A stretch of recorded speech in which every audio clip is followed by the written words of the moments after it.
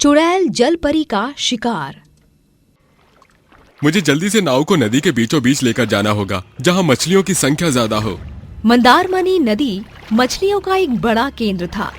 उस नदी से सैकड़ों मछुआरे रोज मछली पकड़कर व्यापार किया करते थे। धनपत भी एक मछुआरा था जो मछली पकड़ने के लिए नदी के अंदर आकर कहता है, आज नदी पर मेरे अलावा कोई भी नहीं, इसलिए आज मैं ज्यादा से ज्यादा मछली पकड़ सकता हूँ। धनपत पानी के अंदर जाल फेंक देता है।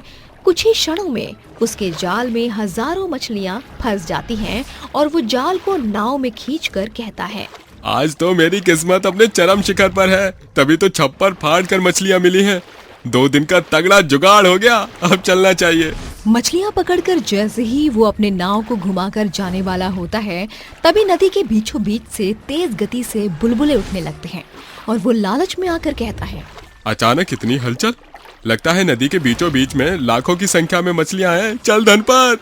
धनपत अपनी नौका को तेजी से बढ़ाकर फिर से जाल डालता है और उसे खींचते हुए कहता है, लगता है इस बार पहले से भी ज्यादा मछलियाँ जाल में फंस गई हैं, इसलिए जाल इतना भारी भरकम लग रहा है। धनपत पूरा जोर लगाकर जाल को ऊपर खींचता है।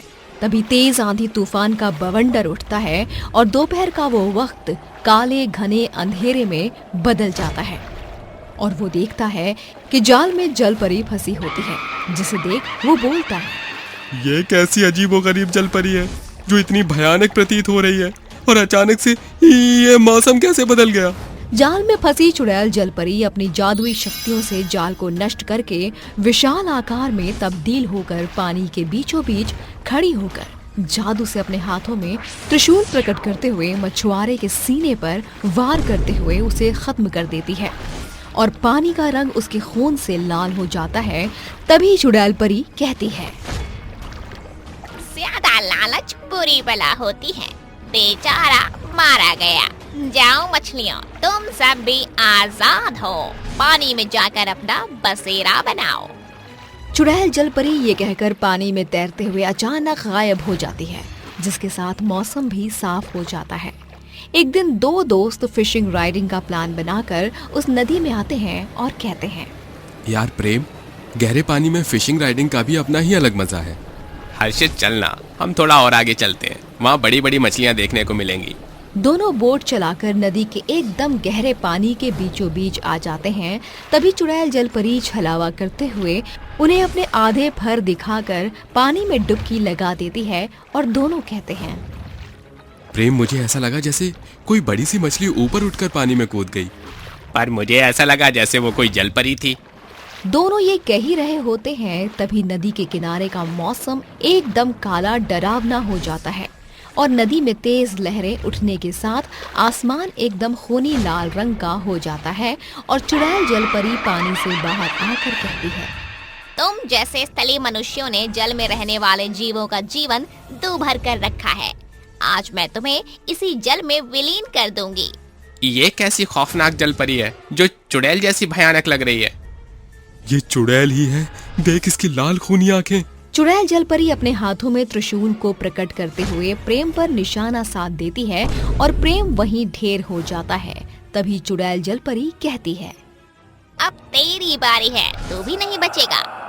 रुको, मारने से पहले मेरा कसूर तो बता दो। तुम सभी मानव एक ही जैसे हो, जो अपने मनोरंजन के लिए जल के जीवों के साथ छेड़छाड़ करते हो और उन्हें थोड़ी खुशी के लिए मार देते हो। हमारा इरादा किसी को नुकसान पहुंचाना नहीं था, विश्वास करो।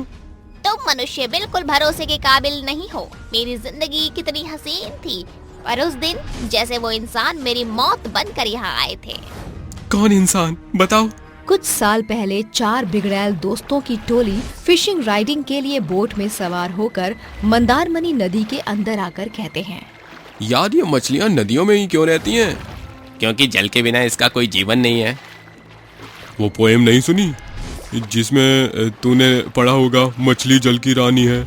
चारों बातें करते आगे को बढ़ते हैं। तभी रोहन फिशिंग रॉड में मछली को फंसाकर कहता है, ये मछलियाँ पानी में तैरने से ज्यादा तड़पते हुए अच्छी लग रही हैं। चारों मछलियों को मारकर उन्हें पानी में वापस फेंक देते हैं। तभी उन्हें कुछ दूरी पर पानी में तैरती हुई सुंदर सी जलपरी दिखाई पड़ती है और वो कहते हैं, ओ यारो, वो देखो, वहाँ पर जलपरी तैर रही है। चलो उस जलपरी को पकड़ते हैं। रोहन के बच्चे, जल्दी बोट आगे ले। चारों जलपरी का पीछा करने लगते हैं और जलपरी कहती है, ये मानव तो मेरे ही ओर बढ़ रहे हैं, मुझे अपनी जान बचानी होगी। जलपरी तेज गति तय करते हुए पानी में जाने लगती है। तभी रोहन कहता है, ये तो भाग रही हैं, पकड़ो इसे। वो तेजी से हाथ बढ़ाकर जलपरी की पूंछ को पकड़ लेते हैं और जलपरी कहती है, छोड़ो मेरे फरों को, मुझे पीड़ा हो रही है। इतनी भागा दौड़ी के बाद तो तुम जैसी खूबसूरत जलपरी को पकड़ा है, 2 पल देख तो लेने दो कि जलपरी कैसी होती है। जलपरी खुद को छुड़ाने के लिए अपने कटीले पूंछ से उन्हें मारकर भगाने लगती है। तभी रोहन कहता है, इस जलपरी ने हमको घायल कर दिया, अब इसी पानी में इसका अंतिम संस्कार होगा।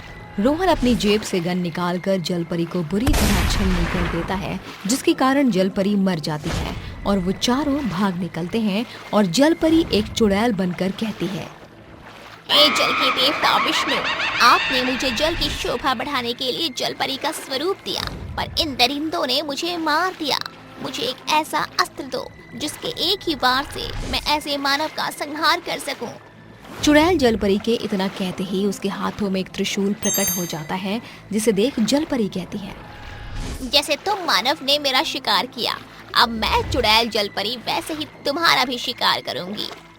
कुछ वर्ष ऐसे ही बीतने के बाद चुड़ैल जलपरी का इंतजार खत्म होता है, क्योंकि वो चारों दोस्त एक बार फिर अपनी मौत की बुलाहट सुनकर वहाँ फिशिंग राइडिंग के लिए वापस लौटते हैं। और चुड़ैल जलपरी उनके सामने प्रकट होकर कहती है, आज मैं तुम्हारा अंत बनकर आई हूँ।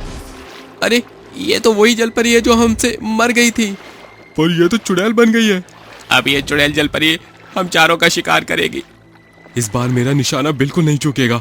रोहन फिर से चुड़ैल जलपरी पर गोली चला देता है, पर गोलियों का जलपरी पर कोई असर नहीं होता और उसका आकार बहुत ही विशाल हो जाता है। फिर जलपरी कहती है, जा मेरे शक्तिशाली अस्त्र, 4 हिस्सों में होकर इन्हें मार डाल। चुड़ैल जलपरी अपने त्रिशूल से उन चारों पर निशाना साध देती है और वो सभी मर जाते हैं और चारों की लाश पानी में तैरकर सड़ जाती है। तुम भले ही मुझे भी मार देना, पर मरने से पहले एक बात सुन लो। एक मछली सारे तालाब को गंदा करती है, पर दोष तालाब में रहने वाली सभी मछलियों पर लगता है। वैसे ही उन 4 हैवानों की हरकत की वजह से तुम मुझे भी उसी नजरिए से मत देखो, क्योंकि हर कोई एक सा नहीं होता। तुम सत्य कह रहे हो। देखो मेरी मुक्ति की घड़ी आ गई है कि तुम्हारे बातों ने मेरे हृदय को सच्ची शांति दी है।